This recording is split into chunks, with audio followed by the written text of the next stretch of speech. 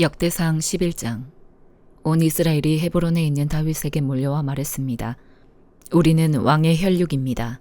전에 사울이 왕이었을 때도 이스라엘을 이끌고 전쟁터에 나가신 분은 왕이셨습니다. 또 왕의 하나님 여호와께서 네가 내 백성 이스라엘의 목자가 되고 내 백성 이스라엘을 다스리게 될 것이다 라고 말씀하셨습니다. 이스라엘의 모든 장로들이 헤브론에 있는 다윗 왕에게 오자 다윗은 여호와 앞에서 그들과 약속을 맺었습니다. 여호와께서 사무엘을 통해 약속하신 대로 이루어졌습니다. 그들은 다윗을 온 이스라엘을 다스릴 왕으로 세웠습니다. 다윗과 온 이스라엘 군사들은 예루살렘, 곧 여부스로 갔습니다. 그곳에 여부스 사람들이 살았습니다. 여부스 사람들이 너는 여기 들어올 수 없다라고 다윗에게 말했지만 다윗은 시온 산성을 빼앗고 다윗성이라고 불렀습니다. 다윗은 누구든 앞장서서 여부스를 공격하는 사람은 사령관이 될 것이다 라고 말했습니다. 그 말을 듣고 스루야의 아들 요압이 먼저 올라가 여부스를 공격해 사령관이 됐습니다. 그 후 다윗은 그 산성에서 살았고 그 성은 다윗성으로 불렸습니다. 다윗은 성을 다시 쌓았는데 밀로에서부터 성벽을 쌓았고 성의 나머지 부분을 요압이 다시 쌓았습니다. 만군의 여호와께서 다윗과 함께 계셨기 때문에 다윗은 점점 더 강해졌습니다. 다윗이 거느리는 용사들의 우두머리들은 이렇습니다. 이 사람들은 온 이스라엘과 함께 다윗을 도와 나라를 얻게 하고 다윗이 왕이 돼서 왕의 힘이 온 땅에 미치도록 도와주었는데 여호와께서 약속하신 대로 이루어졌습니다. 다윗의 용사들은 이러합니다. 학몬 사람의 아들 야소부함은 30명의 우두머리였는데 그는 창을 들어 300명을 단번에 죽였습니다. 그 다음으로는 아우아 사람 도도의 아들 엘르아살인데 그는 세 용사 가운데 하나였습니다. 엘르아살은 블레셋 사람들이 싸우려고 바스담밈에 모였을 때 다윗과 함께 있었습니다. 보리가 가득한 밭이 있었는데 이스라엘 군사들은 블레셋 사람들에게서 도망쳤지만 그는 보리밭 한가운데 굳게 서서 밭을 지키며 블레셋 사람들을 죽였습니다. 여호와께서 이스라엘에 큰 승리를 가져다 주셨습니다. 블레셋 무리가 르바임 골짜기에 진을 치고 있을 때 30명의 우두머리 가운데 세 사람이 아둘람 동굴에 있는 다윗에게 내려왔습니다. 그때 다윗은 요새 가운데 있었고 블레셋 군대는 베들레헴에 머물러 있었습니다. 다윗이 간절하게 말했습니다. 아, 누가 베들레헴 성문 곁 우물에서 물을 길어다 주었으면 좋겠다. 이 말을 듣고 그 세 용사가 블레셋 군사들을 뚫고 베들레헴 성문 곁 우물에서 물을 떠서 다윗에게 가져왔습니다. 그러나 다윗은 세 용사가 가져온 물을 기꺼이 마시지 않고 여호와께 부어드렸습니다. 다윗이 말했습니다. 하나님이여, 저는 이 물을 마시지 못하겠습니다. 자기 목숨을 걸고 갔다 온 이 사람들의 피를 제가 어떻게 마실 수 있겠습니까? 그들이 물을 길어오려고 목숨을 걸었기에 다윗은 마실 수 없었습니다. 이것이 세 용사들이 한 일이었습니다. 요압의 동생 아비새는 이 세 용사들 중 우두머리였습니다. 그는 창을 들어 300명을 죽였는데 이 일로 세 용사 가운데 유명해졌습니다. 아비새는 둘째 세 용사보다 더 큰 명예를 얻었으나 첫째 세 용사 안에 들지는 못하고 그들의 사령관이 됐습니다. 여호야다의 아들인 브나야는 용사의 아들이며 갑세엘 사람으로 많은 행적을 남겼습니다. 그는 사자같이 용맹한 모압 사람 둘을 죽였고 눈 오는 날 함정에 내려가 사자를 죽이기도 했습니다. 또 5규빗이나 되는 큰 이집트 사람을 쓰러뜨리기도 했습니다. 그 이집트 사람이 배틀채 같은 창을 손에 가지고 있었지만 브나야는 몽둥이를 들고 그에게로 달려가 이집트 사람의 손에서 창을 빼앗아 그 창으로 이집트 사람을 죽였습니다. 여호야다의 아들 브나야가 이런 일을 했으므로 그 또한 세 용사들만큼이나 유명해졌습니다. 그는 30명의 우두머리 가운데 어느 누구보다 큰 존경을 받았으나 첫째 세 용사들 안에 들지는 못했습니다. 다윗은 브나야를 자기 경호대장으로 삼았습니다. 그 밖의 용사들은 이러합니다.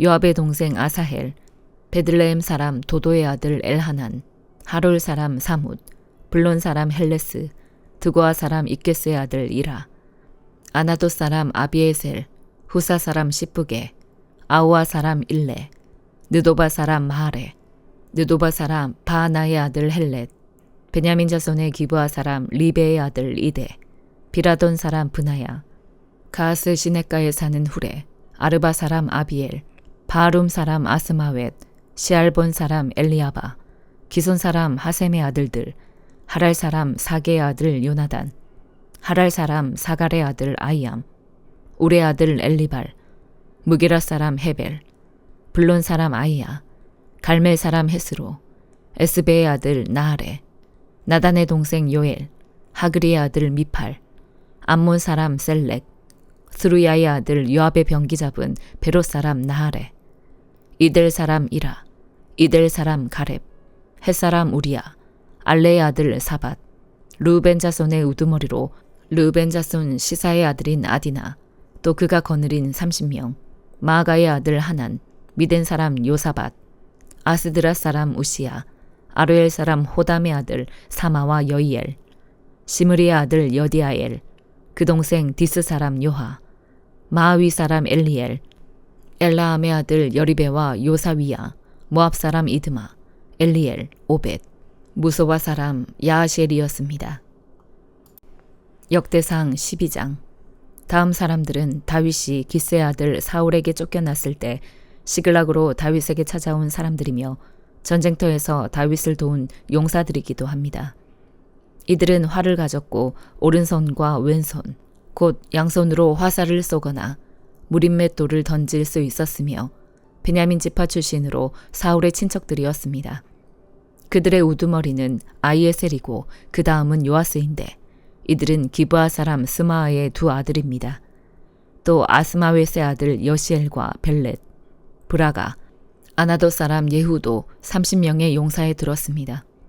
30명의 지도자 격인 사람은 기브온 사람 이스마야와 예레미야, 야시엘, 요하난, 그데라 사람 요사밧, 엘루세, 여리못, 브아리아, 스마리아, 하룹 사람 스바디아, 고라 사람인 엘가나, 이시야, 아사렐, 요에셀, 야소부암, 그돌 사람 여로함의 아들인 요엘라와 스바디아입니다. 갓사람 가운데 몇몇이 광야에 있는 다윗의 요새로 도망쳐 왔습니다. 그들은 용감한 용사들이었고 전쟁에 나갈 준비가 돼 있었으며 방패와 창을 잘 다룰 수 있었습니다. 그들의 얼굴은 사자 같고 빠르기는 산을 내달리는 사슴 같았습니다. 에셀이 그 우두머리이고 둘째 오바디아, 셋째 엘리압, 넷째 미스만나, 다섯째 예레미야, 여섯째 아떼, 일곱째 엘리엘, 여덟째 요하난, 아홉째 엘사밧, 열째 예레미야, 열한째 막반네입니다. 이 갓사람은 군대 사령관이 돼 작게는 100명을 지휘하고 크게는 1000명을 지휘했습니다. 이들이 첫째 달에 요단강 물이 모든 언덕이 넘칠 때 강을 건너가 골짜기에 살고 있는 모든 사람을 쫓아내서 동쪽과 서쪽으로 도망치게 했습니다. 베냐민 사람과 유다 출신의 몇몇 사람도 요새로 다윗을 찾아왔습니다. 다윗은 나가서 그들을 맞이하고 너희가 평화를 위해 나를 도우려고 내게 왔다면 나는 너희와 연합할 준비가 돼 있다. 그러나 내 손에 잘못이 없음에도 불구하고 너희가 나를 배반해 내 적들에게 넘겨주려고 왔다면 우리 조상들의 하나님께서 보시고 너희를 심판하시길 바란다라고 말했습니다. 그때 성령께서 30명 용사의 우두머리인 아마세에게 오셔서 아마세를 사로잡았습니다. 아마세가 말했습니다. 다윗이여, 우리는 당신의 것입니다. 이새의 아들이여, 우리는 당신과 함께할 것입니다. 평화가 당신께 있기를 빕니다.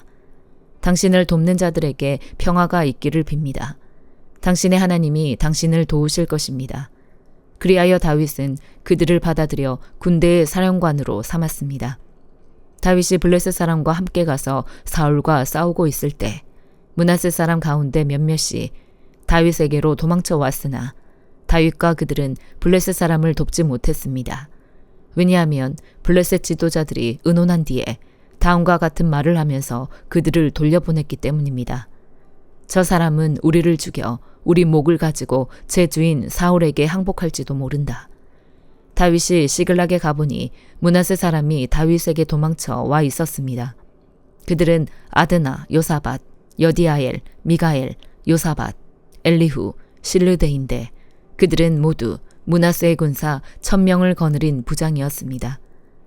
그들은 다윗을 도와 적무리를 물리쳤는데 이는 그들 모두가 용감한 군사이고 군대의 사령관들이었기 때문입니다. 사람들이 날마다 다윗을 도우러 왔으며 다윗의 군사는 큰 군대가 됐습니다. 그 모습은 마치 하나님의 군대와 같았습니다. 하나님이 말씀하신 대로 사울의 왕권을 다윗에게 넘겨주기 위해 헤브론으로 다윗에게 온 무장한 사람의 수는 이렇습니다. 방패와 창을 들고 전쟁을 위해 준비한 유다 사람 6,800명, 싸울 준비가 된 큰 용사들인 시므온 사람 7,100명, 레위 사람 4,600명, 아론 집안의 우두머리인 여호야다와 그와 함께한 사람 3,700명, 용감하고 젊은 용사인 사독과 그 집안 출신 우두머리 22명이 포함되어 있습니다. 사울의 친척 베냐민 사람 3,000명이 나아왔는데 그들 대부분은 그때까지 사울의 집안에 충성하고 있었습니다. 자기 족속에게 유명했던 에브라임의 용감한 용사들 28,000명, 특별히 세움을 받아서 다윗을 왕으로 세우려고 온 므낫세 반지파 사람 18,000명, 때를 알고 이스라엘이 할 일을 알았던 이사갈 사람들 가운데 우두머리 200명과 그들 수하의 그 모든 친족들, 모든 종류의 무기로 전쟁에 나갈 준비가 된 노련한 군인들이며 다윗만을 돕기로 한 마음으로 충성을 바친 스불론 사람 5만 명, 납달리 사람 가운데 1,000명의 장교들과 방패와 창을 가진 37,000명의 군인들, 싸울 준비가 된 단 사람 28,600명, 잘 훈련된 군인들로서 싸울 준비가 된 아셀 사람 4만 명, 모든 종류의 무기로 무장하고 요단강 동쪽에서 온 르우벤 사람과 갓 사람과 므낫세 반지파 사람 12만 명이었습니다. 충성스러운 마음으로 싸울 준비를 잘 갖춘 이 모든 용사들은 다윗을 온 이스라엘을 다스릴 왕으로 세우기 위해 그된 결심을 하고 헤브론으로 갔으며 이스라엘 남은 백성들도 다윗을 왕으로 세우는 데는 한 마음이었습니다. 그 무리는 그곳에서 다윗과 함께 먹고 마시며 3일을 보냈고 그 가족들이 그들에게 먹을 것을 보냈습니다. 뿐만 아니라 이사갈, 스불론, 납달리처럼 먼 곳에서도 사람들이 나귀와 낙타와 노새와 황소에 먹을 것을 싣고 왔습니다. 밀가루, 무화과 과자, 건포도, 포도주, 기름, 소와 양을 먹을 것으로 많이 가져와 이스라엘 백성 가운데 기쁨이 넘쳤습니다. 히브리서 13장. 형제 사랑하기를 지속하십시오.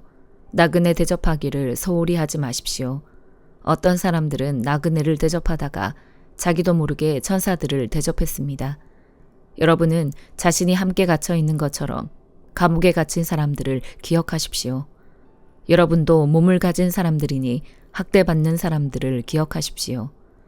모든 사람은 결혼을 귀하게 여기고 잠자리를 더럽히지 마십시오. 하나님께서는 음란한 사람들과 간음하는 사람들을 심판하실 것입니다. 돈을 사랑하며 살지 말고 지금 갖고 있는 것으로 만족하십시오. 주께서는 친히 내가 결코 너를 떠나지 않겠고 또 결코 버리지 않을 것이다 라고 말씀하셨습니다. 그러므로 우리는 담대히 말합니다. 주는 나를 돕는 분이시니 나는 두려워하지 않을 것이다. 사람이 나를 어찌하겠는가. 하나님의 말씀을 여러분에게 전해준 여러분의 지도자들을 기억하십시오. 그들이 산 삶의 결과를 살펴보고 그 믿음을 본받으십시오. 예수 그리스도께서는 어제나 오늘이나 영원토록 한결같으신 분입니다. 여러분은 갖가지 이상한 가르침에 끌려다니지 마십시오. 마음은 음식이 아니라 은혜로 견고하게 하는 것이 좋습니다. 음식에 집착한 사람들은 유익을 얻지 못했습니다. 우리에게는 한 제단이 있습니다. 그런데 장막에서 섬기는 사람들은 그 제단에서 먹을 권한이 없습니다. 이는 그 짐승의 피는 죄를 위해 대제사장이 지성소로 갖고 들어가고 그 몸은 짐 밖에서 불태워지기 때문입니다. 이와 같이 예수께서도 자신의 피로 백성을 거룩하게 하시려고 성문 밖에서 고난을 당하셨습니다. 그러므로 우리도 그분의 치욕을 짊어지고 진 밖으로 그분에게 나아갑시다. 우리는 이 땅 위에 영원한 도시가 아니라 다만 장차 올 도시를 갈망하고 있기 때문입니다. 그러므로 우리가 그분을 통해 항상 하나님께 찬양의 제사를 드립시다. 이것은 그분의 이름을 고백하는 입술의 열매입니다. 그리고 선행과 나눔을 소홀히 하지 마십시오. 하나님께서는 이런 제사를 기뻐하십니다. 여러분을 인도하는 사람들을 신뢰하고 순종하십시오. 이는 그들이 여러분의 영혼을 위해 마치 자신들이 하나님께 아뢰야 할 사람들인 것처럼 깨어있기 때문입니다. 그들로 하여금 기쁨으로 이 일을 행하게 하고 근심함으로 행하지 않게 하십시오. 그러지 않으면 여러분에게 유익이 되지 못할 것입니다. 우리를 위해 기도해 주십시오. 우리는 모든 일을 올바르게 행하며 선한 양심을 갖고 있다고 확신합니다. 내가 여러분에게 더 빨리 돌아갈 수 있도록 더욱 열심히 기도해 주십시오. 평강의 하나님, 곧 양들의 큰 목자이신 우리 주 예수를 죽은 사람 가운데서 영원한 언약의 피로 이끌어내신 분이 그분의 뜻을 행할 수 있도록 모든 선한 것으로 여러분을 온전케 해주시기를 원합니다. 또한 하나님께서 예수 그리스도로 말미암아 그분에게 기쁨이 되는 것을 우리 안에서 행하시기를 원합니다. 하나님께 영광이 영원 무궁하기를 빕니다.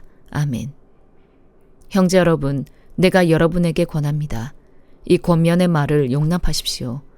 내가 여러분에게 간단히 썼습니다. 우리 형제 디모데가 석방된 것을 알려드립니다. 그가 속히 오면 내가 그와 함께 여러분을 만나보게 될 것입니다. 여러분을 지도하는 모든 사람들과 온 성도들에게 안부를 전해 주십시오. 이탈리아에서 온 사람들이 여러분에게 안부를 전합니다. 은혜가 여러분 모두와 함께하기를 빕니다. 아모스 7장.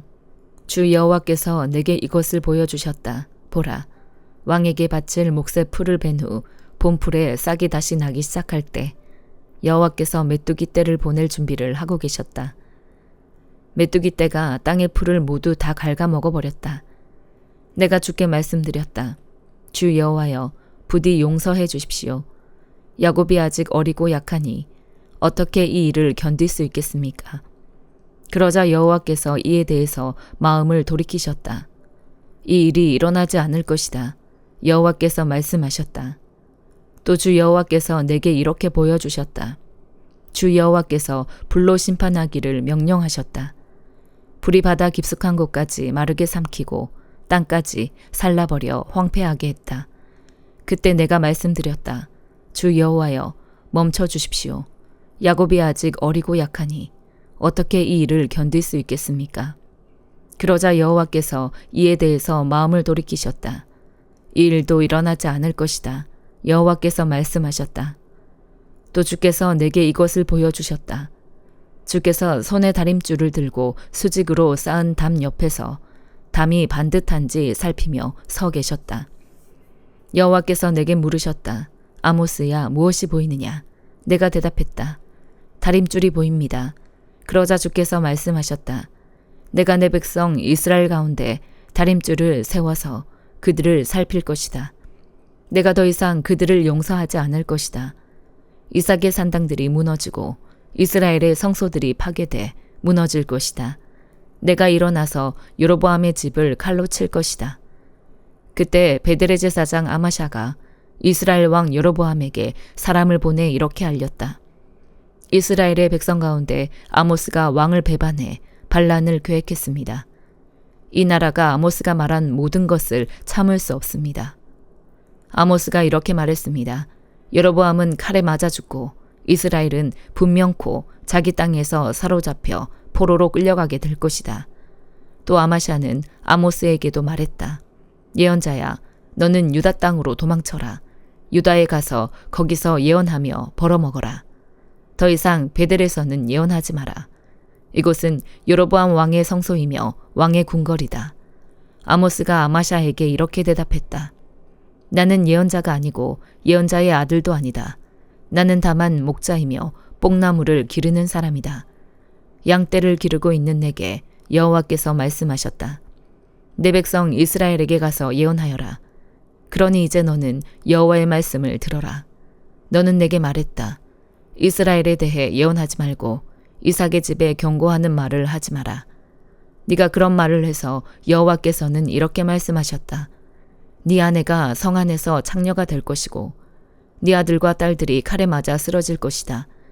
네 땅은 줄자로 재어 다른 사람에게 나눠줄 것이고 너는 사로잡혀 가서 낯선 땅에서 죽게 될 것이다. 그리고 이스라엘은 분명코 자기 땅에서 사로잡혀 포로로 끌려가게 될 것이다. 누가복음 2장.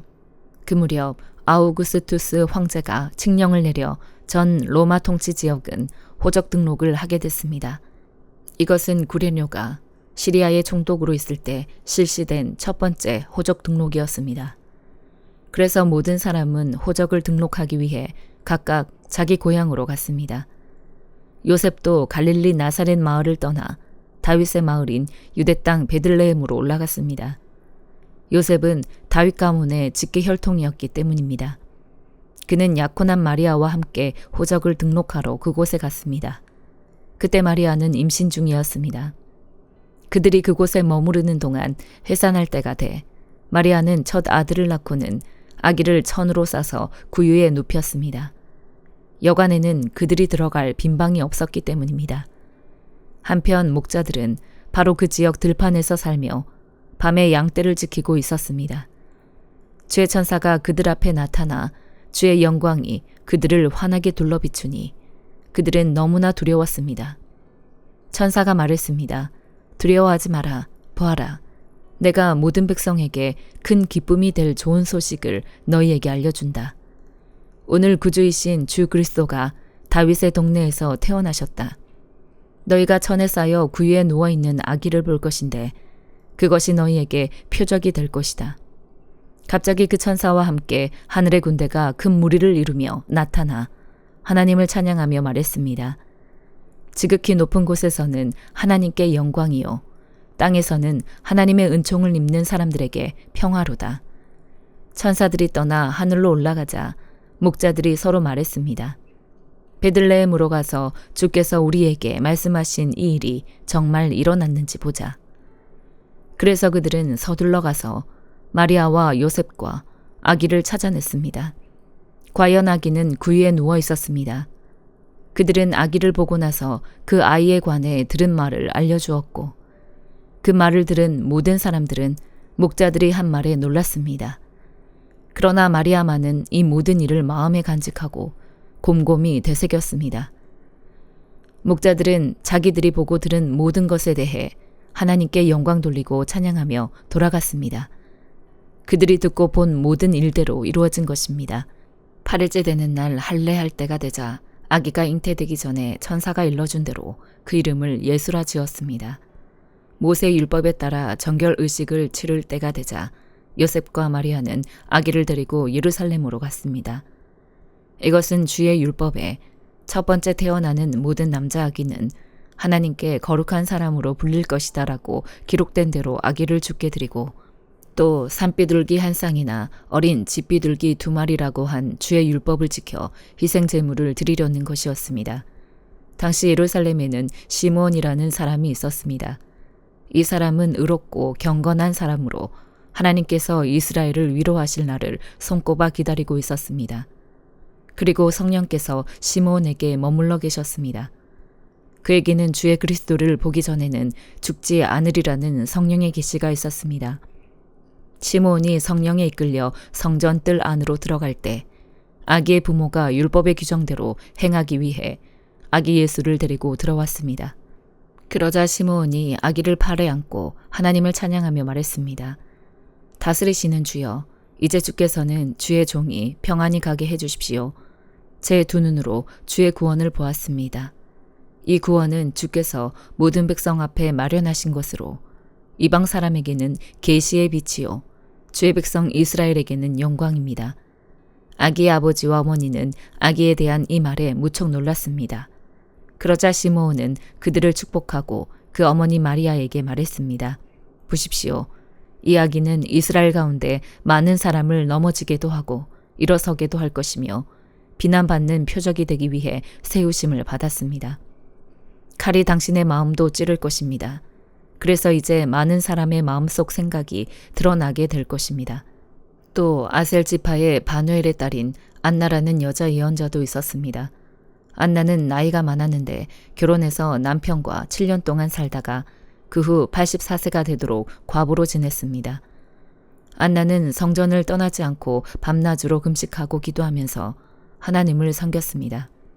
바로 그때 안나가 그들에게 다가와 하나님께 감사하고 예루살렘의 구원을 간절히 고대하는 모든 사람에게 그 아기에 대해 이야기했습니다. 요셉과 마리아는 주의 율법에 따라 모든 일을 마치고 난 뒤 갈릴리에 있는 자기 마을 나사렛으로 돌아왔습니다.